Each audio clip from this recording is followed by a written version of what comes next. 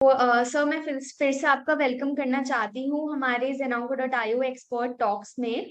तो सबसे पहले हम सबसे बेसिक क्वेश्चन से स्टार्ट कर सकते हैं, जो कि ज्यादातर सबसे ज्यादा पेशेंट्स एंड केयर गिवर्स के रहता है कि कैंसर क्या है और क्या कैंसर क्योर हो सकता है। तो सबसे कॉमन क्वेश्चन है आप जो पूछे सो, एंड और सबको ये पता होना चाहिए, बहुत इम्पोर्टेंट है कि कैंसर क्या है। क्योंकि आजकल जो है जैसा पैंडेमिक था, कोविड-19 पैंडेमिक था, हर every second person that you know, every second person, your family, friends, everybody is affected by cancer. तो कैंसर एक ऐसी चीज है कि हमारे का एक लाइफ होता है, एक लेवल तक डिवाइड होता है, जब जरूरत पड़ी तो डिवाइड होता है, उसके बाद डिवीजन बंद हो जाता है, फिर जरूरत पड़ी तो फिर डिवाइड होता है। And that is every cell in the body, वो हेयर रहने दो या स्किन रहने दो या अपने ऑर्गन्स रहने दो। तो दिस डिवीजन और स्टॉपिंग डिवीजन जो है एक जीन से कंट्रोल होता है।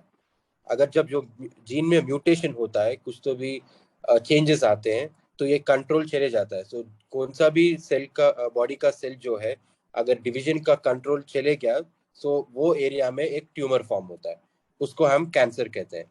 तो कैंसर भी दो तरीके के होते हैं, एक बिनाइन बोलते हैं और दूसरा मैलिग्नेंट है। बिनाइन जो है, जो एरिया में ग्रो होता है वही एरिया में रहता है और उसके नीचे टिश्यूज में पेनिट्रेट नहीं करता है। तो ऐसे बिनाइन ट्यूमर्स जो है आपके, कभी मोस्ट कॉमनली जो है बॉडी में लाइपोमास रहते हैं, that is a benign tumour, that is fat accumulation. उसको कुछ करने की जरूरत नहीं पड़ती है, हुआ तो अगर पेशेंट को कुछ तकलीफ हुआ तो ऑपरेशन करके निकाल देते हैं, and that itself is the treatment for it. The other type of cancer what we call is malignant, जो हम breast cancer, oral cancer, throat cancer, lung cancer जो रेगुलरली बात करते हैं, उसको जो है मैलिग्नेंसी बोलते हैं। मैलिग्नेंसी का ये मतलब होता है कि एक जगह ग्रो होता है, लेकिन बाद में ग्रो होने की वजह से, स्टेज आगे बढ़ने की वजह से बॉडी में स्प्रेड होने के चांसेस रहते हैं। तो हम जो क्योर रेट और क्योर, जो कैंसर का जो क्योर बात करते हैं, वो मैलिग्नेंट ट्यूमर्स के रहते हैं। अभी प्रेजेंटली इंडिया में most common malignancy is breast cancer. तो ये बहुत अच्छी चीज है कि आप ब्रेस्ट कैंसर पे सेशन कर रहे हैं, कि one of that is definitely right now latest numbers के हिसाब से breast cancer is the most common. And let me tell you, cancer जो है कितने की सालों से है, हंड्रेड्स ऑफ इयर्स से कैंसर एग्जिस्टेंट है। बट अभी हमारे लाइफस्टाइल चेंज के हिसाब से, हमारे एनवायरनमेंट के हिसाब से, जो इंडस्ट्रियलाइजेशन हो रहा है, जो पोल्यूशन हो रहा है, हमारे खाने के चीज जो चेंज हो रहे हैं, पूरे प्रोसेस्ड खाते हैं, नेचुरल कम खाते हैं। तो एज अ लाइफस्टाइल जो चेंज होते जा रहा है, इन कैंसर का इंसिडेंस भी बढ़ते जा रहा है। Presently every year about 12 to 14 lakh new cancer cases detect हो रहे हैं सिर्फ इंडिया में। ओके, सो कैंसर जैसे भी नंबर्स बढ़ रहे हैं, उसको रोकना भी हमें एक्चुअली बहुत आसान है। क्योंकि एक चीज जो है, साइंस एंड टेक्नोलॉजी इतना बढ़ गया है कि every day there so much money going into research in cancer, कि क्योर रेट्स अभी ज्यादा बढ़ गए हैं। सेकेंड थिंग, अवेयरनेस भी बढ़ा है, फिर भी और भी अवेयरनेस बढ़ना चाहिए। लेकिन जितना भी हो, 10 years बैक अभी जब देखते हैं, तो अवेयरनेस भी, कैंसर के अवेयरनेस भी बढ़ गया है। सो ओवरऑल अब जब लेते हैं पूरे कैंसर्स को, जब लेते हैं, पहले 10 to 20% सर्वाइवल रहता था, जो 60s 70s की बात कर रहा हूँ। अभी around 70% of all types of cancers are curable, provided हम सही ट्रीटमेंट लिए और सही टाइम पे उसको आइडेंटिफाई कर सके। जी सर, बिल्कुल। And sir, like cancer diagnosis के बाद कैसे कोई पेशेंट या केयरगिवर डिसाइड करेगा कि उनके लिए सबसे बेस्ट ऑन्कोलॉजिस्ट कौन रहेगा। तो मोस्ट इम्पॉर्टेंट थिंग कि ऑन्कोलॉजिस्ट के पास जाना है। क्योंकि जो भी ऑन्कोलॉजिस्ट हो, सबका ट्रेनिंग सिमिलर है, सबका प्रोटोकॉल बेस्ड ट्रीटमेंट रहता है। जो अगर सर्जन अगर अगर आप सर्जन की बात करें, तो सर्जन जो ऑन्को सर्जन है, स्पेसिफिकली कैंसर के सर्जरी में ट्रेंड है। तो हर ऑन्को सर्जन को पता है क्या करना चाहिए। अगर मेडिकल ऑन्कोलॉजी लिए, आप कीमोथेरेपी के लिए मेडिकल ऑन्कोलॉजिस्ट का सबके पास प्रोटोकॉल रहता है, इंटरनेशनली अक्लेम्ड प्रोटोकॉल्स रहते हैं जो सब फॉलो करते हैं। Same thing with radiation. So what type of oncologist to go to, या सर्जरी या कीमोथेरेपी या रेडिएशन, वो आपका ऑन्कोलॉजिस्ट ही डिसाइड करेगा। जो भी हो, आप ऑन्कोलॉजिस्ट के पास जाना बहुत इंपॉर्टेंट है। क्योंकि एक्सेसिबिलिटी के वजह से जो लोग पेरिफेरल एरिया में रहते हैं, डिस्ट्रिक्ट्स में रहते हैं, या विलेजेस में रहते हैं, उनको एक्सेसिबिलिटी के प्रॉब्लम के वजह से क्या हो रहा है कि most of the general surgeons जो डिस्ट्रिक्ट्स में रहते हैं, गवर्नमेंट हॉस्पिटल्स में रहते हैं, वो breast cancer, most commonly breast cancer है, नेक्स्ट सर्वाइकल या एंडोमेट्रियल कैंसर है, वो ऑपरेट कर देते हैं। उनको सही तरीका जो है पता नहीं, ऑपरेट कर देते हैं, स्कैन करते हैं, देखते हैं कि कुछ बचा नहीं तो करेक्ट ट्रीटमेंट होगा सोचते हैं। लेकिन उसके ऊपर हम कितने भी lot of factors are there specially in breast cancer, जिससे हम डिसाइड कर सकते हैं कि आगे ट्रीटमेंट जरूरत पड़ती है या नहीं, या फॉलोअप करना है या नहीं। So that is very important. Doesn't matter जिसके कौन से ऑन्कोलॉजिस्ट के पास जाते हैं आप, लेकिन ऑन्कोलॉजिस्ट के पास जरूर जाइए। जी सर, राइट। तो सर जैसे कि अभी आपने बताया कि ब्रेस्ट कैंसर सबसे ज्यादा one of the most common cancers है जो इंडिया में है अभी प्रेवलेंट। तो क्या ब्रेस्ट कैंसर के कुछ ऐसे स्पेसिफिक साइंस या सिम्टम्स होते हैं जिनको पहले पता लगाया जा सकता है, अर्ली डिटेक्शन हो सकता है? That is a very good question. सो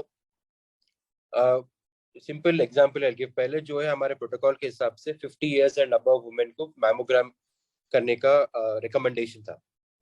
अभी जो है इतना प्रिवेलेंट हो गया कि दे आर सेइंग 40 इयर्स से एवरी ईयर मैमोग्राम करने की रिकमेंडेशन है। तो नॉर्मली क्या होता है, हम इतना ज्यादा नोटिस कर रहे हैं कि यंग जो वुमेन है उनके ब्रेस्ट बहुत डेंस रहते हैं।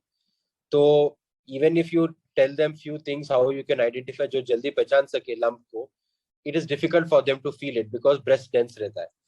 तो ऐसे सिचुएशन में 40 इयर्स एंड अबव हम रिकमेंड करते हैं कि एवरी ईयर एक मैमोग्राम करें। अगर आपके फैमिली में फैमिली हिस्ट्री है ओवेरियन कैंसर या एंडोमेट्रियल कैंसर या ब्रेस्ट कैंसर, फर्स्ट डिग्री या सेकेंड डिग्री रिलेटिव में अगर किसी का कैंसर है, तो 35 इयर्स ऑफ एज से आपको एवरी ईयर मैमोग्राम करना चाहिए। That is the easiest and simplest way to detect it early. इसके अलावा और एक चीज जो है, सेल्फ ब्रेस्ट एग्जामिनेशन बताते हैं। सेल्फ ब्रेस्ट एग्जामिनेशन जो है, आप जब भी डेली जब आप नहाते हैं, बाथरूम में रहते हैं, जो मिरर के सामने ठहर के बस आपके ब्रेस्ट को फील करिए। एक स्पेसिफिक यूट्यूब पे भी वीडियोस मिलेंगे आपको कि एक स्पेसिफिक रोटेशन, फर्स्ट क्लॉकवाइज उसके बाद एंटी क्लॉकवाइज रोटेट करके आपको फील करना है। अगर आपको कोई भी ब्रेस्ट लंप फील हो, तब इमीडिएटली डॉक्टर के पास जाना है या मैमोग्राम कराना है। ठीक है, these are the things that you can do to detect early. But what are the symptoms that you can see detect early करने के लिए? कि most common symptom is a breast lump.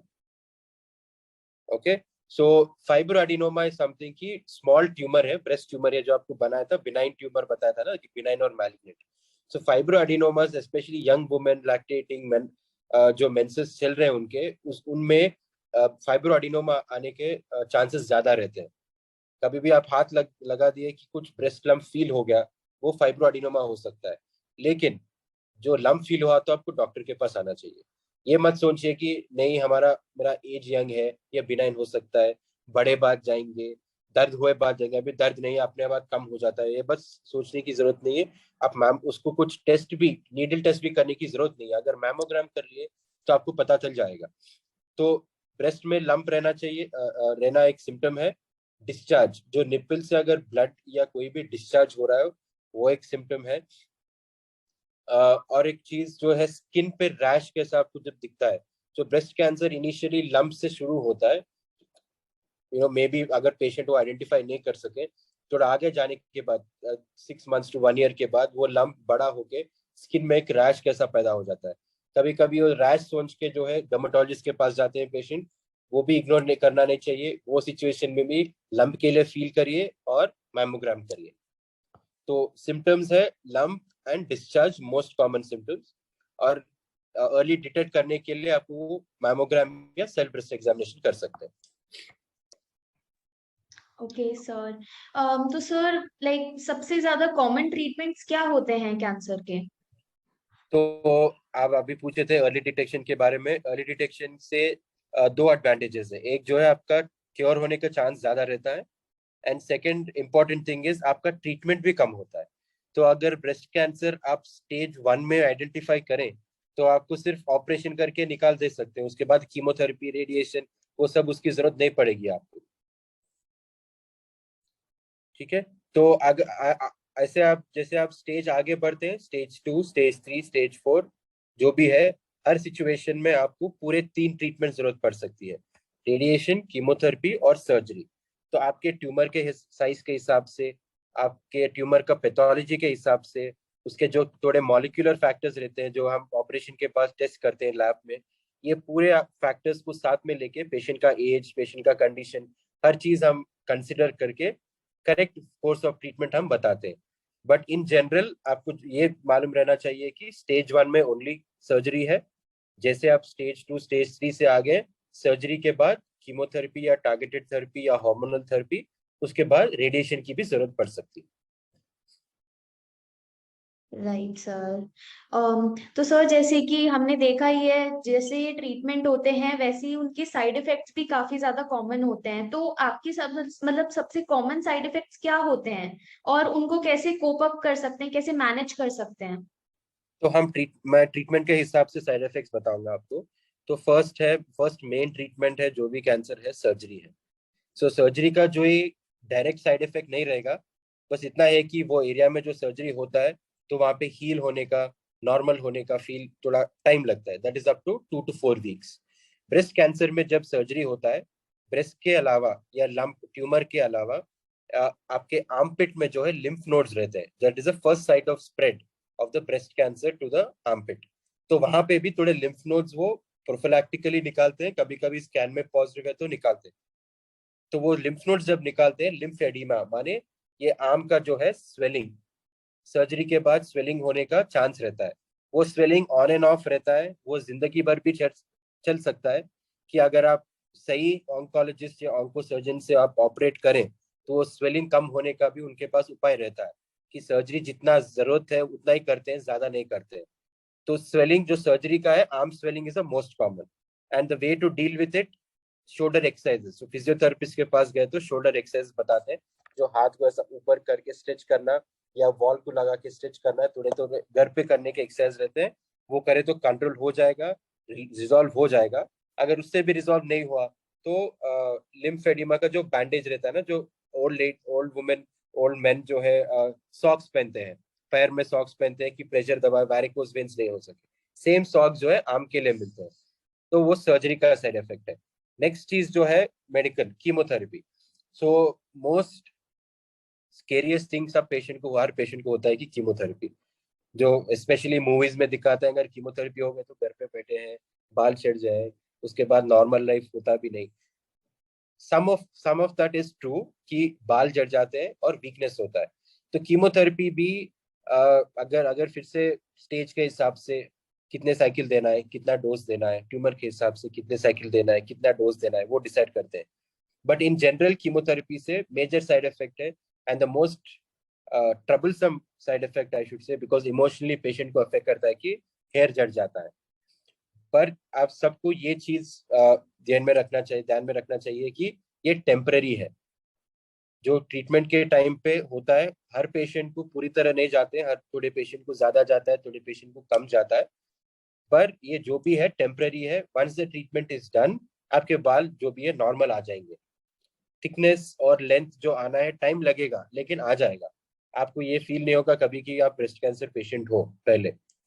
ठीक है, that is a main thing that everybody needs to understand. Second side effect जो है, general weakness रहता है। नॉर्मली कीमोथेरेपी इंजेक्शन दिए बाद 1 वीक 10 डेज तक पेशेंट विल हैव नॉजिया, कि खाने का दिल नहीं करता है। तो इनटेक लो होने से वीकनेस ज्यादा बढ़ जाता है। तो इसका उपाय ये एक ही है कि हम ज्यादा डाइट रिस्ट्रिक्ट नहीं करते हैं, बस इतना बताते हैं कि आउटसाइड फूड अवॉइड करें, ऑयल कम करें, जो भी आपको डाइजेशन इजी है वो खाना खा लिए, तो कैलोरीज भी मेंटेन होंगे, आपका जो वीकनेस का प्रॉब्लम है वो भी हम अवॉइड कर सकते हैं। थर्ड साइड इफेक्ट जो है, ब्लड काउंट्स कम होता है। ये आपके ऑन्कोलॉजिस्ट आपको बताएंगे हर वीक, एवरी वीक आपका ब्लड टेस्ट करके ब्लड काउंट्स अगर गिर गए तो उसको रिकवर करने के लिए मेडिसिन रहते हैं, उसके हिसाब से हम मेडिसिन देंगे। तो ये हो गया chemotherapy. Next is radiation. Radiation जो है, like surgery, it is a local treatment. तो जो एरिया में सर्जरी हुआ है, सिर्फ वो एरिया में हम रेडिएशन देते हैं। जब रेडिएशन देते हैं तो उसके हर तरफ दो ऑर्गन, मेन ऑर्गन है हमारे पास जो है लंग एंड हार्ट। तो उसके हर तरफ अगर आप अच्छे ऑन्कोलॉजी सेंटर के पास गए और उनके पास अच्छा टेक्नोलॉजी है, तो ये रेडिएशन हार्ट और लंग्स को टच होने से हम अवॉइड कर सकते हैं। जितना ज्यादा अच्छा टेक्नोलॉजी है उतना कम हम हार्ट और लंग्स को अफेक्ट कर सकते हैं। तो ऑन ट्रीटमेंट उनको पेशेंट को ज्यादा साइड इफेक्ट नहीं रहेगा क्योंकि लोकल ट्रीटमेंट है। Post treatment up to 5% of the patients को ड्यूरिंग देयर लाइफ टाइम कभी भी हार्ट या लंग का प्रॉब्लम होने का चांस रह सकता है। लेकिन अगर अच्छा ट्रीटमेंट दिए, अच्छा टेक्नोलॉजी से दिए, अच्छा स्पेशलाइजेशन, तो डॉक्टर का एक्सपीरियंस है ब्रेस्ट कैंसर ट्रीट करने में, तो वो भी अवॉइड कर सकते हैं। तो ये तीनों में ये मेजर साइड इफेक्ट्स है। All of them are reversible, none of them are long term. Right sir. तो सर जैसे अभी आपने बताया ट्रीटमेंट्स के बारे में, जो सबसे कॉमन ट्रीटमेंट्स रहते हैं, तो कई लोगों को जैसे सर्जरी या कीमोथेरेपी से पहले ना लाइक पेशेंट्स को काफी घबराहट होती है या डाउट होता है कि उन्हें कराना चाहिए या नहीं। तो पेशेंट्स को अपने आप को कैसे प्रिपेयर करना चाहिए उनके ट्रीटमेंट से पहले? तो अभी मैं जितना भी आपको आपको जो काउंसलिंग कराना, सेम एग्जैक्ट थिंग, कि अगर ऑन्कोलॉजिस्ट, सही डॉक्टर सही ऑन्कोलॉजिस्ट के पास गए हैं, जो भी ट्रीटमेंट है पेशेंट का, हर ट्रीटमेंट से पहले हम एटलीस्ट 20 to 30 मिनट्स पेशेंट से टाइम स्पेंड करते हैं कि ये जो है आपका ट्रीटमेंट है, पूरा ट्रीटमेंट 4 या 6 मंथ्स का रहेगा, हर ट्रीटमेंट का साइड इफेक्ट्स ये रहेंगे और खर्चा इतना होगा। तो वो मेंटली प्रिपेयर्ड रहना चाहिए कि बिफोर स्टार्टिंग द ट्रीटमेंट उनका पूरा आइडिया रहे ट्रीटमेंट का। ये छोड़ के हर पेशेंट का जो है ट्रीटमेंट के हिसाब से immediately, first of all cancer सुनते ही उनका डर डर हो जाता है पेशेंट का या पेशेंट फैमिली या पेशेंट फ्रेंड। कैंसर एक ऐसी चीज है कि पेशेंट को छोड़ के उसके हर तरफ हर जने को अफेक्ट करता है। तो फर्स्ट जो है डॉक्टर का काम ये होता है कि वो डर दूर करे कि अगर स्टेज 2 है या स्टेज 3 भी है, थोड़े सिचुएशंस में ब्रेस्ट कैंसर में स्टेज 4 पे रहता है और क्योरेबल रहता है। तो जो भी है डॉक्टर को पेशेंट्स को हर तरह से उसको एक्सप्लेन करना चाहिए कि ट्रीटमेंट हो सकता है या क्यूर हो सकता है, ट्रीटमेंट ये है और ट्रीटमेंट के साइड इफेक्ट्स ये रहेंगे, ये प्रिपेयर करना चाहिए। साइड इफेक्ट्स के हिसाब से प्रिपेयर रहना इज द मेन थिंग। उसके अलावा उनको जब कैंसर के जो प्रिवेंटिव मेजर्स रहते हैं ट्रीटमेंट के टाइम पे, अगर स्मोकर या अल्कोहल कंज्यूम करने वाले हैं तो वो अवॉइड करने को बताते हैं। और बैलेंस डाइट रहना चाहिए। ज्यादा मत पढ़िए गूगल में कि कैंसर पेशेंट को क्या खाना है, क्योंकि हर हफ्ते एक नया आर्टिकल आता है कि ये खाओ कि कैंसर दूर चले जाएगा, ये खाओ कि कैंसर आएगा भी नहीं। So none of them are proven studies, some of them might be but most of them are not proven studies. तो आपको बस ध्यान में ये रखना चाहिए। कोविड के टाइम पे भी ये बात पे बहुत स्ट्रेस किया गया है कि डॉक्टर्स पेशेंट को बताया कि इम्यूनिटी मेंटेन करना है आपको। इम्यूनिटी आपका कैसा मेंटेन होता है कि आप डाइट सही लें, बैलेंस डाइट लें। तो आप जब कुक करते हैं ऑयल कम करिए, फैट कम करिए, सॉल्ट कम करिए। टेस्ट रह सकता है लेकिन ये थोड़े चीज अगर अवॉइड करें, रेड मीट अवॉइड करें, आप प्रोटीन चिकन नॉन वेज भी खा सकते हैं, चिकन या फिश खाइए which is good for you, don't have red meat like mutton और beef, have more of vegetables in your diet. आपको कीमोथेरेपी के टाइम पे ज्यादा खाने का मन नहीं करता है तो forget about having 3 big meals every 1 or 2 hours, एक फ्रूट खाना या कुछ जूस पीना, कुछ बटर मिल्क पीना। So small small things that you can do which will keep up your immunity and your strength, that is the main thing that you need.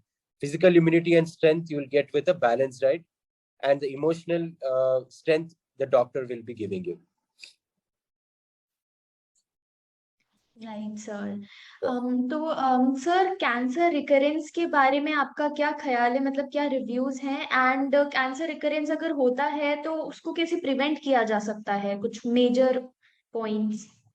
हाँ, तो generally cancer recurrence क्या होता है ये भी सब मालूम रहना चाहिए कि उनकी ट्रीटमेंट हो गया, पेशेंट क्योर भी हो गए, लेकिन उनको जिंदगी भर ध्यान में जहन में वही रहता है कि अगर वापस आ गए तो कैसा, कि 6 महीने मैंने ट्रीटमेंट लिया है, I have gone through so much, my family has gone through so much, अगर फिर से आ गए तो मेरा क्या होगा।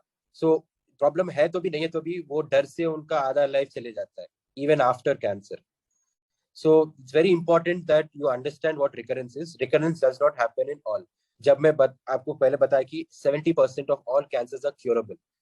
That means that in general, when you look at all types of cancers and stages together, 7 out of them are curable. Only 3 of them might come back. The same thing with breast cancer. If it's stage 1, 99% the chance that it will not come back again. If it is stage 2, that percentage comes down to 80%. Stage 3, 60%. Stage 4, 40%. And stage 4, if it has spread to other parts of the body, then that is not curable. So that is a completely different scenario. So when I say 99%, 80%, that means that 9.9 out of 10 people will have complete cure. So the recurrence chances is only 0.1%. 80%, mane 8 out of 10 people in stage 2 will have complete cure. They don't have to worry about the disease coming back. 2 of them, it might come back. So when I say this 1%, 2%, 10% जो recurrence के chances है, the only way and the best way to do it is regular follow-ups को आना. The oncologist will suggest you कि आपको every 3 months, first 3 years तक every 3 months आपको checkup के लिए आना पड़ेगा. चेकअप ये नहीं है कि हर बार आपका फुल बॉडी स्कैन करे. बेसिक चेकअप जो है आपका ब्रेस्ट एग्जामिनेशन करे, आपका जो भी अगर प्रॉब्लम है उसको एड्रेस करे. एवरी 3 months आप डॉक्टर के पास गए. Even if the disease comes back, even if cancer comes back, it is very important that we catch it at the right stage. So when you do regular follow-ups, we'll catch it early and we can still treat it. But this आपके information के हिसाब से, caregivers के knowledge के हिसाब से मैं बता रहा हूँ. But this is not something that a cancer patient should think about at all. When they come to us, even if it is stage 3, and I tell them that you take the treatment and you're cured of cancer, that's what they need to understand. That's what they need to know. They don't have to worry about whether it will come back or not. वो हजारों 10,000 लोग में वो एक patient है जो उसको वापस आ सकता है. वो probability लेके सोच के उनका आधा जिंदगी चले आता है. So they should never think about it. Whenever my patient asks me कि सर recurrence का चांस क्या है, तो बस ये बताता हूँ, recurrence का सोचिए मत. आपका curable कैंसर है, ट्रीटमेंट ले लो, आप क्योर हो जाएंगे. बाद में जो है केयर गिवर्स का और डॉक्टर का जिम्मेदारी है कि अगर कुछ हुआ तो हम देख लेते हैं. Right sir. तो सर जैसे कि हमने अभी बात करी कैंसर अलग, मतलब कैंसर के जो ट्रीटमेंट्स होते हैं एंड साइड इफेक्ट्स को कैसे मैनेज करना है, फॉलो अप क्यों जरूरी है. तो सर लाइक तब रिकवरी फेज स्टार्ट हो जाता है, तब ट्रीटमेंट खत्म हो जाता है, तो उसके बाद मेजर लाइफस्टाइल चेंजेस क्या करने चाहिए एक पेशेंट को. तो दिस इज एक्चुअली इसका आंसर जो है similar to how we prevent cancer. So lifestyle changes, अगर स्मोकर है तो ट्रीटमेंट के बाद स्मोकिंग बंद कर देना चाहिए. अल्कोहल कंजम्पशन है तो ट्रीटमेंट के बाद बंद होना चाहिए. ये अल्कोहल कंजम्पशन का बहुत फाइन लाइन रहता है क्योंकि हर जना डेली पीने वाले नहीं रहते हैं. तो we still tell the patient that once a week 60 ml of alcohol once a week is still okay, not more than that. You should not be an alcohol addict. Whatever diet, so apart from your addictions, that is smoking and alcohol, the next comes the most important, like I've just explained to you about diet. सबसे ज्यादा important है कि आपका balanced diet रहना चाहिए. Regular health checkup जाना चाहिए और balanced diet रहना चाहिए. Fruits and vegetables ज्यादा खाइए. प्रोटीन अगर है तो रेड मीट कम करिए. ऑयल या फैट कंजम्पशन कम करिए. वंस इन अ वाइल आपको बिरयानी खाना है तो खा सकते हैं, लेकिन don't make it a weekly affair. So anything in moderation, maintain your immunity and maintain a balanced diet. Apart from the diet, the other thing that everybody needs to know कि ऐसे जब मैं पेशेंट फॉलोअप को आते रहते हैं तो मैं उनको बताऊंगा कि अच्छा खाओ, make sure you are healthy, make sure you are doing well. तो उन लोग क्या करते हैं, पेशेंट कैंसर पेशेंट हो गए तो घर में बैठे बैठे खाते रहते हैं, मूवमेंट नहीं रहता है. So because they keep eating they become overweight, they become obese. As soon as you become overweight and obese, again your risk of cancer getting back, especially breast cancer and जो uterus का cancer है ज्यादा हो जाता है. So apart from having a balanced diet, it is very important that you have physical activity. So the American Association recommends at least 6 hours of physical activity per week. That is basically 1 hour of walking every day or 1 hour of exercise at home every day. It could be even yoga or Zumba. Abhi to working out is become so accessible. Everybody can sit at home and do over a phone call. So having a active lifestyle, having a balanced diet, and getting yourself regularly checked with a doctor. These are the things that you can do post-cancer treatment to recover. The other side of it is the emotional aspect.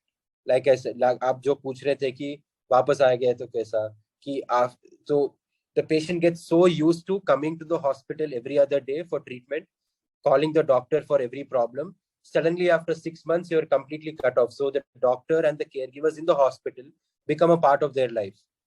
For them to go back to work once they lose their hair, to go back to work and office will be embarrassing. And for within the family also, like if you are a bread owner of the family, you got cancer, you got treated for cancer, then getting back to the responsibility of being the head of the family again is a taxing thing कि उनको और भी डर लगता है कि अगर वापस आ गए तो कौन देखेंगे इनको. So this emotional aspects, the only way to deal with it is you have to talk it out. Whether it is with your oncologist or you have a friend or you can go to a psychologist. We have specific psychologists who are trained for cancer patients. So you can just talk it out, tell them what you're feeling, tell them what you're going through, whether it is at home, at work. Talking, like even for depression, there everybody suggests that you have to talk it out. Don't keep it inside. Andar rakhe, usko not let it keep burning you from inside. The best thing is talk it out, and the doctor or your friend will be able to help you out. Right sir, thank you so much, आपने इतनी detail में बताया. तो sir मेरा एक question और था that you no काफी पेशेंट्स मतलब कॉम्प्लीमेंट्री थेरेपीज भी कंसिडर करते हैं, लाइक जिनसे साइड इफेक्ट्स मैनेज होते हैं, लाइक फॉर इंस्टेंस आयुर्वेदा या अच्छी हेल्दी डाइट प्लान फॉलो करना, मतलब स्पेसिफिकली आयुर्वेदा एंड ऑल. तो उससे आपके क्या व्यूज हैं उसके बारे में?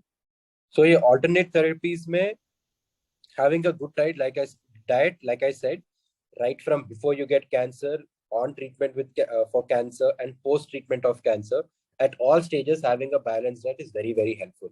And even on treatment, we ask our patient to. We have a dietitian in house who will meet every patient who is undergoing treatment and tells them this is the calories that you need to get and these are the things that you can eat. So that is very, very important. The other supplement you're talking about is Ayurveda. Ayurveda का issue ये है कि nobody knows for sure कि अगर cancer treatment का अगर patient जो है आयुर्वेदा ले रहे हैं वो कुछ क्रॉस रिएक्शन होता है या रिजल्ट कम होता है या रिजल्ट बढ़ता है, किसी को पता नहीं. तो we usually tell patient to avoid it. अगर आप कैंसर ट्रीटमेंट के बाद आयुर्वेदा लेना चाह रहे हैं कि इम्यूनिटी बढ़ाने के लिए, आपके सेहत के लिए, जनरल हेल्थ के लिए आयुर्वेदा मेडिसिन रहते हैं, होम्योपैथी मेडिसिन रहते हैं, that is still okay because that is at some level helping you maintain a healthy body and healthy immunity. But on treatment, definitely not. Many patients, they think that is the treatment for cancer because they've heard it somewhere and forget about chemotherapy, surgery completely and take only Ayurveda. That is literally writing their own death sentence. There's nothing else because there's no way anything else other than these scientific methods that can treat cancer. Other thing that is still okay is dietary supplements. Especially elderly people, they do take a lot of dietary supplements. It could be zinc, it could be vitamin C, it could be vitamin D, it could be iron. So all these are dietary supplements which you can take along with your diet. That will not harm you in any way. They will only do good for you. So dietary supplements during or after treatment, healthy diet during or after treatment are okay. Ayurveda during treatment, please avoid. After treatment is still okay. Right sir. तो sir आप क्या message देना चाहोगे cancer patients को और cancer care givers को? So the biggest message that I can give is that see हर cancer programme में एक चीज लिखते हैं कि hope is the biggest thing. तो कौन सा भी स्टेज रहने दो, कौन से भी आप फाइनेंशियल या सोशल सिचुएशन में रहने दो, when you as a family and as a patient hear the word cancer, वो डरावनी चीज होती है. But at the same time हमारे पास ऐसे वेपनरी है, ऐसे टेक्नोलॉजी है कि हम इजीली ये कैंसर को टैकल कर सकते हैं, आपका लाइफ नॉर्मल कर सकते हैं. और ये भी मत सोचिए कि पोस्ट कैंसर आपका लाइफ नॉर्मल नहीं रहेगा, बिल्कुल भी ऐसा चीज नहीं है. We have so many survivors. We have thousands of people who live a normal life after cancer. Complete. They have children after cancer. They have a full family after cancer also. So don't get information and advice from hearsay. Do not become a Google doctor. For your fever and cough and cold, Google doctor is still okay to some level. Other doctors will kill me for saying this, but still okay to some level. But when it comes to cancer, don't ever become a Google doctor. You use Google to find the correct oncologist and the correct center for you for treatment. Make sure that you go to the correct doctor. If you go to an oncologist, your life will be so much more easier, comfortable, and you can hope for cure from cancer, at the same time have a normal life after cancer. Thank you so much sir. I really believe कि इससे काफी patients की help हुई होगी. And we have some people who want to discuss, so we can quickly take their questions if they have any. Sure. So Suresh ji कुछ discuss करना चाहते हैं? सुरेश जी, मैंने आपको अनम्यूट कर दिया है।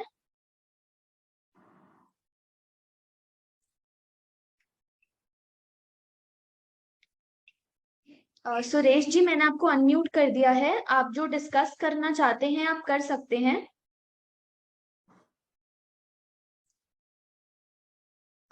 आई थिंक सुरेश जी अभी अवेलेबल नहीं है। अंजू जी भी कुछ डिस्कस करना चाहती हैं। अंजू जी, मैंने आपको अनम्यूट कर दिया है। Can you listen me? हाँ जी, हाँ जी। Huh, and Dr. Reddy, good evening. Sorry, I could not go through your initial talk. I was a bit late, but I am a cancer patient and I had breast cancer for the second time. Unfortunately, in the month of January 2022, I got to know that it has spread to liver. Okay. So now my third line of treatment has been started. Okay. Almost you can call for a fourth line because surgery, chemo, radio was done. After that, tablets were started, letrozole. After that, injections were started, ribociclib and fulvestrant. And now I am on Xeloda. Xeloda is capecitabine. Correct. Yeah. So I just wanted to know, like so many people, they were telling me I have neuropathy also as a side effect of paclitaxel. So they were telling me you start with CBD oil. Okay. For neuropathy also and for, for the well-being in cancer. So CBD oil will only help you curtail the side effects of cancer, the pain of cancer and your neuropathy. It will increase your appetite, reduce your neuropathy and make you a little more active. But it will not, as the treatment per se, it is not going to reduce your cancer. It is going to help you go through the treatment in a much, I would say, side effects wise, the intensity of side effects would be much less. CBD oil, like Zen Onco, also has people who are giving it out. And I usually, especially when patients have gone through multiple lines of treatment, we generally recommend CBD oil for them to alleviate the pain and improve their appetite mainly. I just wanted to know, okay, does Xeloda, with Xeloda, do the patients develop resistance in future or in due course of time? No. Any chemotherapy after a due course of time, they do develop resistance. Once that happens, then we change the line of chemotherapy. But in your situation, Xeloda is usually given as a continuous treatment to keep it under control. Like when you compare Xeloda to the regular chemotherapy that you have received, this has an opportunity and the chance to hold it for a little longer time because you give it for a continuously for a longer time. Whether it was chemotherapy, you give like 4 to 6 cycles and then you stop. Xeloda, even if the resistance is there, even if the cancer doesn't grow, it will help to maintain where it is. It will not help you to progress. So that's a good thing about it. Is there any other treatment which can kill the circulating tumor cells like cytotron, which has been in news these days? Cytotron in South, they are doing it. Bangalore or Hyderabad, I don't remember. So, there's a machine like CT scan in which they put the patients and take the 28 sittings and then I don't know exactly, but is there any line of treatment which can kill the circulating tumor cells? No, apart from chemotherapy, that cyclotron, I think maybe you're talking about proton therapy, if I'm right. It's there in Chennai. The other thing is CAR T cell therapy, which also has been shown. It's like an antiviral therapy sort of a thing. But the CAR T is not in solid tumors. Yeah, it is not. So I'm telling you what are the options. So when you say cyclotron, are you talking about proton therapy? I don't think it is prototron. It is now named as cytotron. I haven't gone through the details in. Okay. So apart from chemotherapy, they are too much sending the pics also and the machine part also, and they say that they kill the tumor cells also. So that anything related to circulating tumor cells is still experimental. Right now, it is being used only as a tool to detect cancer and to try and tell the doctor, the oncologist, the chances of recurrence. So even post-treatment, when you check the number of circulating tumor cells, they're saying that depending on the number of circulating tumor cells, we can predict the recurrence. But there is no specific proven therapy as of now, which will actually deplete the circulating tumor cells. But in terms of treatment options other than chemotherapy, for you, immunotherapy is definitely an option. Immunotherapy, which is very costly, I think, it is the drug has to be imported from US. It is imported. There are only few companies which get it, sell it in India. It costs about 2.5 lakhs every 2 to 3 weeks. No, they told me that SASI is the drug, SASI, sacubitril/mab. It is 21 lakhs. 21 lakhs. No, there's pembrolizumab and nivolumab, which are around 2.5 lakhs every 2 to 3 weeks. Okay. Let's hope this drug works and it You- goes on. You're still Thank you looking so fresh. much. Like you don't look like a cancer patient. So good Oh luck my with God, thank everything. you so much, Dr. Reddy. But I'm trying my level best. On diet also, I'm trying my level best. But Yeah. some few things I cannot avoid. Like sometimes I eat white rice. Okay. That's fine. Once in a while is fine, as long as you're consciously having a balanced diet. That still should be okay. It shows on you that you're healthy and your immunity is also doing well. So just Thank you be so much. positive. I'm sure you'll do well. Thank you, Dr. Reddy. My pleasure. Thank you. Thank you Anju ji discuss करने के लिए। हम लोग एक last question ले लेते हैं because time frame already काफी एक्सीड हो गया है एंड आई वुड रिक्वेस्ट जिनके भी जो भी क्वेश्चंस हैं मैंने हमारा कॉन्टैक्ट नंबर चैट बॉक्स पे शेयर कर दिया है। आप लोगों के जो भी क्वेश्चंस हैं आप हमसे पूछ सकते हैं। सुरेश जी काफी देर से कुछ कहना चाहते हैं। सुरेश जी मैंने आपको अनम्यूट कर दिया है। मैडम मेरे को क्या रेडिएशन करा है अभी? रेडिएशन हेलो हाँ सुनाई दे रहा है। जी सर। बताइए। मुंह में कैंसर था। हेलो जी हाँ बोलिए। मुंह में कैंसर था दांत में 12 महीने पहले था कैंसर। ओके। ऑपरेशन करा है मैंने, सर्जरी कराई। उसके बाद में रेडिएशन करा है। बाद में रेडिएशन करा है। अभी कमजोरी बहुत है। क्या बहुत है? कमजोरी वीकनेस। कितने दिन हो गया आपका ट्रीटमेंट खत्म होके? 12 महीने हो गए सर। 12 महीने? हाँ। तो 12 महीने अगर ट्रीटमेंट के बाद हो गया है तो आपका ये कैंसर या ट्रीटमेंट के हिसाब से कमजोरी नहीं है। तो आपका ये जनरल हेल्थ का प्रॉब्लम है। आप फिजिशियन को दिखाइए, ब्लड टेस्ट कराइए, आपका खाना इंटेक ज्यादा देखिए, कैलोरीज करेक्ट ले रहे कि नहीं देखिए। ये कैंसर का 100% ट्रीटमेंट का रिलेटेड इफेक्ट नहीं है जो आपको कमजोरी बता रहे हैं। रेडिएशन के बाद वजन कमजोर आया है। तो रेडिएशन के बाद 2 महीने तक रहता है, 6 to 8 वीक्स बताते हैं। उसके बाद कमजोरी नहीं रहती रेडिएशन के बाद। तो कमजोरी है। तो आप फिजिशियन को एक बार दिखाइए। आपका जनरल फैमिली डॉक्टर जो रहते हैं ना, हाँ उनको दिखाइए। अगर ब्लड टेस्ट वगैरह अगर बॉडी में आयरन या ब्लड कम है या विटामिन डी कम है तो आपको वीकनेस कमजोरी रहता है। ये कैंसर का रिलेटेड नहीं है। थोड़ा 90 किलो वजन मेरा वजन था 115 किलो, बाद में हुआ 90 किलो। हाँ तो वही 90 किलो। तो वही आपके डॉक्टर से मिलिए या डाइटिशियन से मिलिए, आपका सेहत सही करिए। क्या कैंसर का या ट्रीटमेंट का रिलेशन रेडिएशन का रिलेशन नहीं है इसमें। आयुर्वेदिक इलाज कर दो। हाँ आयुर्वेदिक को ट्राई कर सकते हैं, उसमें कोई वो नहीं है, प्रॉब्लम नहीं होगा। आपको ट्राई करने में कोई इश्यू नहीं रहेगा। खाना क्या खा नहीं सकता मुंह से भी मैं। हाँ मुंह में खाना नहीं खा सकता, दांत है नहीं अंदर मेरे। तो वो आपका सर्जरी वही हुआ है, ऑपरेशन वही, रेडिएशन वही हुआ है। थोड़ा मुंह सूख जाता है, तो आपका गला भी सूखा सो रहता है। तो थोड़ा खाने में तकलीफ तो होगा, लेकिन आपको उसका नरम करके पानी ज्यादा पी के मैनेज करना पड़ेगा। मुंह का मालिश। सुरेश जी मैंने आपको जो प्रॉब्लम हो रही है ना, ये आई थिंक एक बार आप अपने फिजिशियन या ऑन्को न्यूट्रिशनिस्ट को भी दिखा सकते हैं। डाइट रिलेटेड आई थिंक उससे भी आपकी वीकनेस सही हो जाएगी। तो मैंने जो नंबर शेयर किया है आप उस पर कॉल कर सकते हैं एंड हम लोग आपकी पूरी हेल्प करेंगे इसमें। मेरे क्या तकलीफ है बहन? मेरे कमर में बहुत तकलीफ है। क्या बोले आप? सुरेश कमर में तकलीफ है। कमर में तो आपको वही वो आपका जो कैंसर का रिलेटेड नहीं है। अब वो जनरल चेकअप को जाना है आपको। ठीक है, फिजियोथेरेपी कर सकता हूँ? फिजियोथेरेपी करा सकता हूँ? कर सकते हैं फिजियोथेरेपी कर सकते हैं। हाँ ठीक है सर। ओके जी थैंक यू सुरेश जी। हाँ Asta, there is one actually a good question from Mrs. Meena Thakur in the chat box. Most of the time, the cancers, especially lung cancer, is diagnosed at a later stage, and why is it so? It's a very good question because you always keep talking about early detection बताते हैं कि जो science and symptoms है checkup करिए, but many of the times क्या होता है कि जब डिजीज जहाँ शुरू होता है वहां पे कुछ दिखता नहीं, लेकिन ऑलरेडी स्प्रेड हुआ सा रहता है, लेट स्टेजेस में आता है.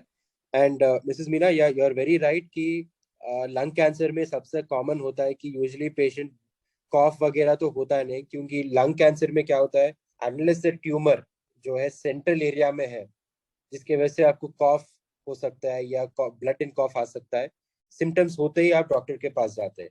तो अगर लंग ट्यूमर पेरिफेरल रीजन में है तो आपको कोई सिम्टम्स नहीं रहेंगे, लेकिन वही टाइम है जो है बोन्स या अदर ऑर्गन्स को स्प्रेड हो जाता है. पेशेंट यूजुअली कम्स जो है ऑर्थोपेडिशियन के पास बैक पेन बोल के आते हैं, लेकिन स्कैन करे तो लंग कैंसर स्टेज 4 बोल के डिटेक्ट होता है. ये काफी सिचुएशंस में होता है, but this is not a common thing. कि ऐसा नहीं है कि हम अगर डिटेक्ट नहीं करें भी फाइनल स्टेज में हो रहा है कि आप चेकअप ही मत करो. तो 7 and 8 out of 10 times early detection will help. 1 or 2 times this is a very unfortunate situation. In breast cancer also it happens, in lung cancer also it happens, that it is detected in stage 4, but at the same time does not remove the importance of you getting a cancer check and getting yourself checked for symptoms of cancer. Sure, you can go ahead, ask any other question. Yeah, definitely.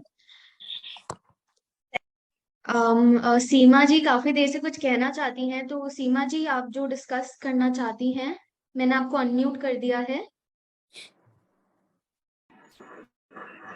नमस्ते sir. नमस्ते नमस्ते सीमा जी, बताइए.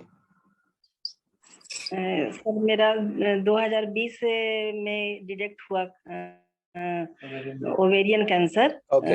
तो हम वेलोर गए, तो वहां पर मतलब उस समय बायोप्सी में मेरा नहीं आया था, बायोप्सी मेरा नॉर्मल आया. Okay. तो वहाँ के डॉक्टर कि आप ऑपरेशन के बाद जब टेस्ट में जाएगा तब पता चलेगा. हाँ. जो सीटी स्कैन करवाया तो उसमें बोले कि अंदर में हल्का हल्का छोटा छोटा ये दिखाई दे रहा है, न्यूडल्स दिखाई दे रहा है, जो ऑपरेशन के बाद पता चलेगा. तो बोले, डॉक्टर बोले कि 1 महीना के बाद आप चले आना. डेट दिए 1 अप्रैल 2020 में डेट दिए. तो हम लोग लौट के मार्च में चले आए. मार्च में आए, फिर जाने की तैयारी करने लगे, उस समय लॉकडाउन हो गया सर. तो हम लोग नहीं जा पाए वेलोर, और डर से थोड़ा थोड़ा टेंशन भी हो गया. तो 4 महीना हम घर पर ही अपना योगा एक्सरसाइज करते रहे. ऐसे हमको कोई प्रॉब्लम नहीं होता था, सिर्फ हल्का हल्का ब्लीडिंग आते रहता था, हल्का हल्का. वही मार्च से आना शुरू हुआ था ब्लीडिंग, हल्का हल्का एकदम. तो उस समय तो लॉकडाउन था, तो कहीं कुछ नहीं कर सकते थे. तो 4 महीना हम छोड़ दिए. ऐसे रामदेव बाबा का ट्रीटमेंट ले रहे थे, और घर में योगा एक्सरसाइज, खाना वाना सब सही, भूख सब कोई दिक्कत नहीं था. तो फिर हमने जुलाई में C125 जब करवाए, तो उस समय 250 था CA125 वेलोर में करवाए थे. तो और जब जुलाई में करवाए तो 1100 हो गया. तो हम लोग घबरा गए. तो फिर और बाहर तो जाने का उस समय उपाय नहीं था. हम लोग झारखंड में है सर, तो यहीं पे डॉक्टर सौरभ कुमार हैं, उनसे मेरा ट्रीटमेंट हुआ. तो बोले कि हाँ, आपका तो कैंसर हो गया है, जो पहले 3 कीमो देंगे, उसके बाद फिर ऑपरेशन के बाद फिर कीमो पड़ेगा. तो मेरा 3 कीमो पड़ा. तो फिर सीटी स्कैन करवाया, तो बोले नहीं, 1 कीमो और देना होगा. तो 4 कीमो हुआ. उसके बाद फिर मेरा 2020 अक्टूबर में ऑपरेशन हुआ सर. और ऑपरेशन के बाद फिर 3 कीमो हुआ. तो 2021 जनवरी में हम दिसंबर में मेरा कीमो कंप्लीट हो गया था 2020 में. 2021 में सर जब हम पेट स्कैन करवाए तो मेरा नॉर्मल, सारा चीज नॉर्मल हो गया 2021 में. तो हम नॉर्मल लाइफ अपना करने लगे जैसे होता है. और बाल भी मतलब हल्का हल्का आना भी शुरू हो गया था. तो फिर 2021 में फिर ये आया कोरोना जब आया सर, तो मेरे हस्बैंड हॉस्पिटलाइज, बेटा को भी सबको हो गया कोरोना, हमको सर नहीं हुआ था. तो वो 2000 तो टेंशन में हम 2-3 महीना रहे. तो सर उस समय हम टेस्ट नहीं करवाए. तो 2021 में जब करवाए टेस्ट, तो थोड़ा सा C125 बढ़ गया था, फिर 27 हो गया. तो डॉक्टर बोले ऐसी घबराने की बात नहीं है, 27 अभी. तो फिर 2-3 महीना वेट कीजिए. तो फिर करवाए, तो फिर 37, फिर ऐसे करके 95, 135 लास्ट चला गया सर. तो डॉक्टर बोले कि फिर पेट स्कैन करवाए 2021 में अक्टूबर में. तो सर डॉक्टर बोले नहीं, कीमो देना पड़ेगा. तो कीमो हमको फिर 2021 अक्टूबर में पिछले साल कीमो पड़ा, एक कीमो पड़ा। तो हम बोले सर कीमो नहीं लेना चाहते, तो सर बोले कि एक HRR करके टेस्ट होता है, उसको करवा लीजिए आप, उससे अगर पॉजिटिव रिजल्ट आता है तो आपको ये और ओरल कीमो देंगे। तो रूका पैरिक दवा हमको सर सजेस्ट किए, मेरा रिपोर्ट पॉजिटिव आया था जी। रुका हम लिए सर नवंबर से पिछले साल लिए, तो नवंबर दिसंबर जनवरी फरवरी 4 महीना हम लिए, तो 4 महीना में मेरा 400 हो गया, मतलब नीचे आ गया था। जब उस एक कीमो पड़ा था ना अक्टूबर में, तो 28 हो गया था। अब फिर हम लोग फिर ओरल कीमो चलने लगा, तो ओरल कीमो चलने के बाद फिर 4 महीना बाद 400 हो गया। तो फिर से CT स्कैन करवाया, तब सर बोले कि नहीं लीवर के पास आ गया है, जो फिर से कीमो देना पड़ेगा। तो सर फिर 2022 अप्रैल में हमको फिर कीमो लगा, अप्रैल से जुलाई तक हमको कीमो पड़ा। लास्ट कीमो 18 जुलाई को खत्म हुआ सर। तो कीमो के बाद फिर सर बोले कि हम बोले कि हम लोग घबरा गए कि सर रिकरेंस हो जाता, बहुत डर लगता है। तो बोले कि टारगेटेड थेरेपी आपका स्टार्ट कर देते हैं। तो 18 जुलाई को सर कीमो खत्म हुआ, तो फिर 21 दिन बाद मेरा टारगेटेड थेरेपी शुरू हुआ सर। तो अभी 3 थेरेपी हो चुका है सर। तो वही सर आपसे एडवाइस लेना चाह रहे हैं सर कि मेरा ये ट्रीटमेंट सही जा रहा है, सही दिशा में जा रहा है। अभी टारगेटेड थेरेपी क्या ले रहे हैं आप? जी सर बताते हैं। बेवासिजुमैब। हाँ जी 400 mg। तो अभी तक जो भी ट्रीटमेंट चला है आपका सही चला है। एक ही चीज है मैं जो डिफरेंट करना चाहता था कि जो आप ओलापरिब शुरू करें ना, जब से आपका जो CA-125 बढ़ रहा है तो ओलापरिब शुरू करें ना, तो वो टाइम वो ओलापरिब शुरू करें ना, आपको जो CA-125 बढ़ रहे तो जी जी कीमो के बाद, तो वो टाइम पे अगर आप पूरे 6 कीमो ले लिए उसके बाद ओलापरिब लिए तो इफेक्ट ज्यादा रहता था या बेटर रहता था कि आपको ज्यादा दिन तक कंट्रोल में रहता था। लेकिन आपको कीमोथेरेपी से प्रॉब्लम हो रहा है बोल के ओलापरिब शुरू में दे दिया उन्होंने आपको। जी जी बाकी सब ठीक है। अभी बेवासिजुमैब भी आपका बीमारी को कंट्रोल में जरूर रखेगा। नॉर्मली एवरेज जो है 7.8 है सर पे। एक सप्ताह पहले करवाया था 7.8 पर है। फिर सर पिछले मतलब लास्ट हुआ था 7.2 पर, फिर 7.1 हुआ, इस बार करवाया तो 7.8 है सर। तो सर अब तो चांस उस तरह का डर नहीं ना है सर? नहीं, जब आप 40 से ज्यादा बढ़ेगा तभी आपका ये मतलब है कि इंजेक्शन काम नहीं कर रहा है। 40 से कम है तो आपका काम है या कंट्रोल में रह रहा है, तो उसका कोई इश्यू नहीं है। अभी बेवासिजुमैब जो इंजेक्शन टारगेटेड थेरेपी ले रहे हैं आप, उससे भी जरूर कंट्रोल होगा।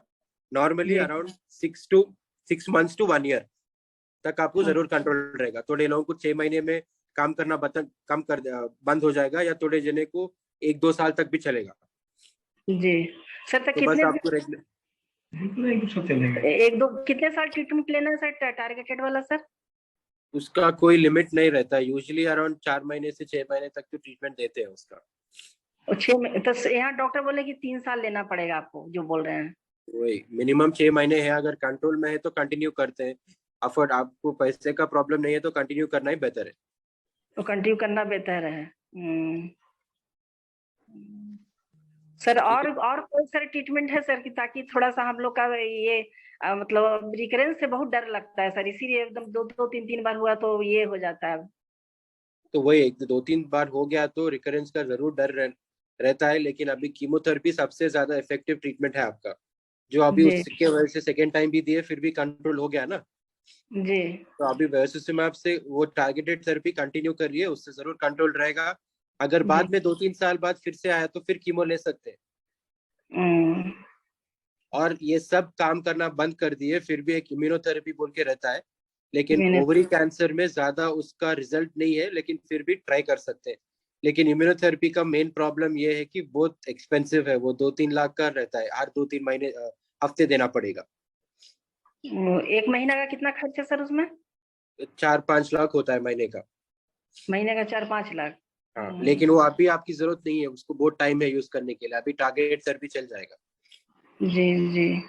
और सर एक मेडिसिन वगैरह जो यूएसए वगैरह में लॉन्च हुआ, वो सब का भी नहीं है चांस आने का इंडिया वगैरह में? वो जो आप मैं अभी बता रहा हूँ ना, जो एक्सपेंसिव है, जी वही इंजेक्शन इंडिया में आने का चांस है। अगर अगले 1-2 साल में अगर इंडिया में आ गया तो वो भी आपको सस्ते में मिल जाएगा। वो 1-2 साल में आ जाएगा इंडिया में।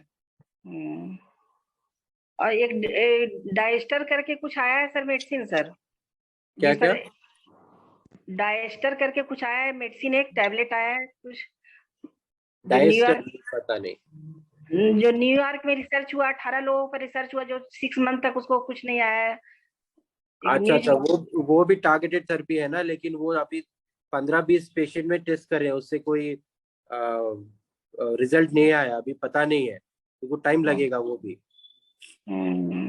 मार्केट में रिलीज होने के लिए टाइम लगेगा। जी जी सर, तो हम सही है ना सर? हाँ, सही ट्रीटमेंट में मेरा चल रहा है ना अभी तो आपका सही ट्रीटमेंट चल रहा है, बस टारगेटेड थेरेपी कंटिन्यू करिए। जी। और सर खाना पीना डाइट तो सर जेनेंको का डाइट ही जो फॉलो कर रहे हैं, डाइट चार्ट दिए हैं जेनेंको वाले, वही डाइट चार्ट फॉलो कर रहे हैं, बाहर का कुछ नहीं सर। वो आंखें बंद करके फॉलो कर सकते हैं, नो प्रॉब्लम। जी नमस्ते, थैंक यू।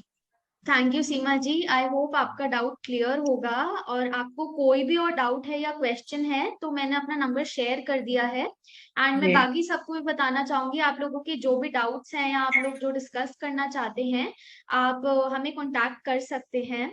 एंड हमारा टाइम फ्रेम भी एक्सीड हो गया है। We have some more hands but I think हाँ we have some more hands but already time frame exceed हो गया है। सो आई वुड रिक्वेस्ट कि जिनके जो भी डाउट्स हैं वो हमें कांटेक्ट कर सकते हैं। अगर यू कैन कांटेक्ट इधर आस्था, और मेरा ईमेल भी मैं छोड़ रहा हूँ चैट बॉक्स में, आप अगर होना चाहिए तो ईमेल भी कर सकते हैं मुझे, जो भी क्वेश्चंस है। Yes definitely. तो आपके चैट बॉक्स में आप सब लोग चेक कर सकते हैं। सर ने अपनी ईमेल आईडी भी उस पर लिख दी है, तो आप लोगों को जो भी फर्दर डाउट हैं या डिस्कस करना चाहते हैं आप उस पर अपने डाउट्स पूछ सकते हैं। दीपक जी एंड शिवेंद्र जी, मैं आपको भी यही बोलना चाहूंगी, आपके जो डाउट्स हैं, बिकॉज ऑलरेडी हमें काफी लेट हो गया है आज। एंड सो मैं फिर से थैंक यू बोलना चाहूंगी सर आपको, आपने इतनी सारी नॉलेज हमारे साथ शेयर करी, इतनी सारी गाइडेंस दिए। एंड आई एम श्योर कि कितने पेशेंट्स एंड केयर गिवर्स की काफी हेल्प हुई होगी। आपने साइड इफेक्ट्स मैनेजमेंट के लिए बताया, आपने बताया कैसे पॉजिटिव रहना है, आपने इतनी पॉजिटिविटी दी है। So thank you so much for everything sir. My pleasure. Thanks for having me, Asa. And what Zenonco is doing is a wonderful initiative. It is very important to educate, not only educate the patient, but उनके caregivers को भी हर चीज मालूम रहना बहुत important है. And I'll be happy to do more and more sessions like this. I would love to interact with patients and their caregivers. Definitely sir, we'll definitely have many more sessions. And मैं बाकी सबको भी बताना चाहूंगी, and I hope कि आप लोग next session में भी join करेंगे। सबकी details groups पे and online social media पे भी post हो जाएंगी। So thank you everyone for joining our session, and thank you again Dr. Vijay Reddy. Thank you. Thanks for having me. Bye. Thanks everyone. Bye bye. Bye. Thank you everyone.